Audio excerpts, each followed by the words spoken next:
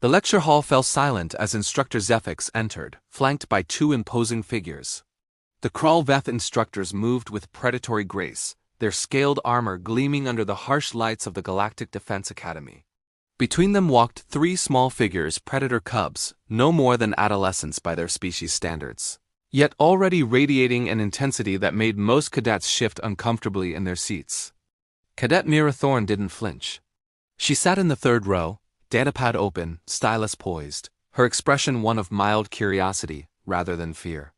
Around her, cadets from a dozen different species pressed themselves back into their seats, instinctively creating distance. The Velkar cadets' tentacles curled tight against their bodies, the Hixian delegates' wings folded flat. Even the usually boisterous Torgathy went still and quiet.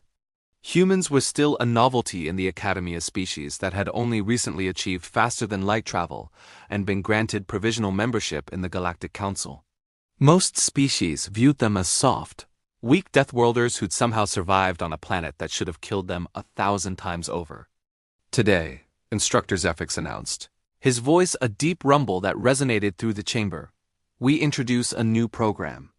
These young Kralveth will be observing our tactical courses as part of a cultural exchange initiative.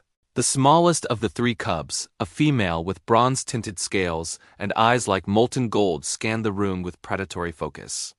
Her name badge read Varric. She was young, perhaps equivalent to a human 12-year-old, but her species matured quickly, and those eyes held ancient instincts. The instructor gestured broadly. They may sit where they choose. Show them the hospitality befitting our academy.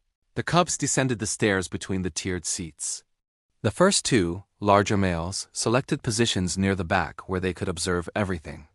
But Varric continued forward, her clawed feet clicking against the metal steps.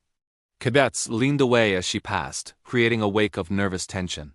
She reached Myra's row and stopped. The lecture hall held its collective breath. Without hesitation, Varric moved into the empty seat directly beside the human cadet.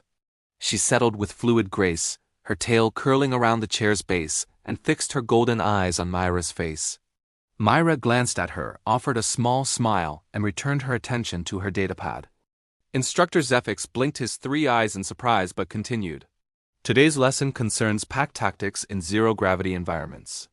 We'll examine the Battle of Theta Station, where coordinated strike teams ... But no one was listening. Every eye in the room remained fixed on the human and the predator cub sitting side by side. Varric leaned slightly toward Mira, her nostrils flaring.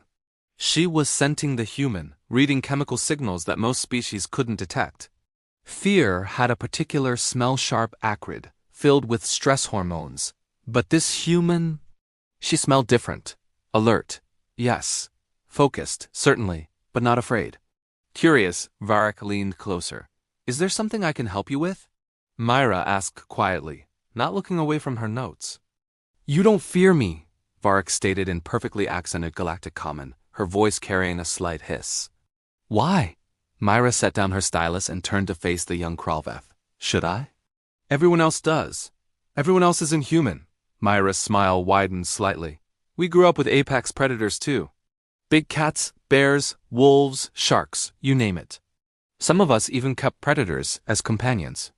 We called them dogs and cats. Varric's head tilted, a gesture of confusion among her kind. You ... befriended predators? Befriended, domesticated, loved them like family. Myra pulled up an image on her datapad.